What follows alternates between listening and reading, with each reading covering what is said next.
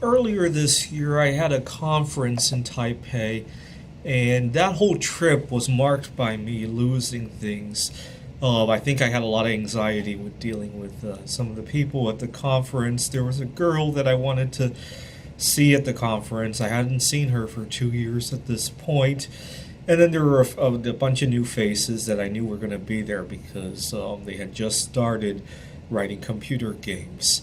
And so there was a lot of anxiety involved in it. And I started losing things even before I left for the trip.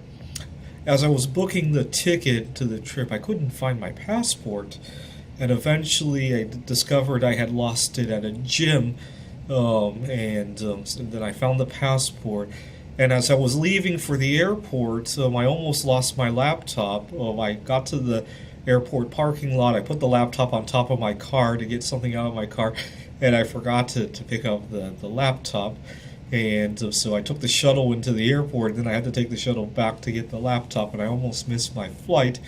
And then I make it to Taiwan, and then the first day of that conference, I packed up and I left, and I was halfway there on the bus. We had to take a long distance bus, about an hour each way, and I was halfway there when I realized that I didn't have my computer charger.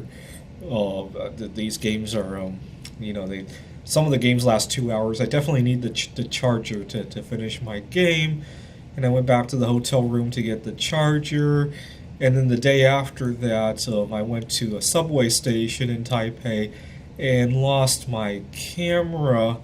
And in the subway station, Taiwan is actually a pretty safe country. I mean, in the U.S., I would never expect to find my camera back if I lost it in the subway station. But the employee at the subway station gave me a hard time about it. He wanted me to describe the camera. It's kind of funny, but I can't describe my own camera.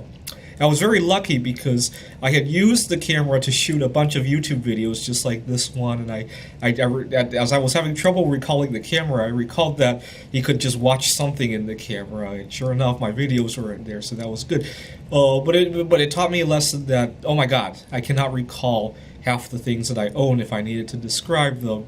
So the first thing I did when I got back to the United States was to take a picture of everything I own, including especially if there's any accidental damage to it, because I lived in my car for a while, and a lot of my computers or cameras have little nicks and scratches in them that would really help identify that they are mine. See, like if we look at this computer, well, first of all, it has a bunch of identifying stickers on it, and then it has a bunch of nicks and scratches, and nobody's going to have a computer that has the same nicks and scratches. And one time I also lost my cell phone at the gym. I couldn't describe the brand of the cell phone. It's kind of interesting. I just have a lot of other things in my head. I'm not one of those Americans who goes out to buy the latest cell phone. I lose my cell phone a lot, so I don't want to buy a brand new one. To be honest, it's when I lose my cell phone, the only reason I want to find it again is because I don't want to have to reset everything, and sometimes there's important phone numbers stored on it. And so I learned to back up those phone numbers as well. So I took a picture of everything that I own. I had to borrow somebody's camera to take a picture of my camera. It's kind of interesting.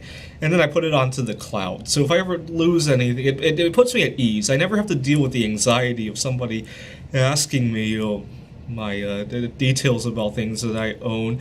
As much as I love to interact with people, I talk about how I love to spend time outside the home in order to meet my future wife.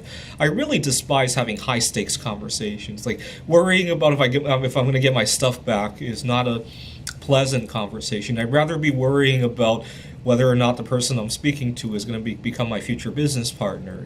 That's a much more fun worry to have. That's just one level of defense. Obviously, there's no guarantee somebody's going to return your stuff, but I think having pictures of my stuff in the cloud gives me a little bit of a peace. At least it's one issue I don't have to deal with. Thanks for watching.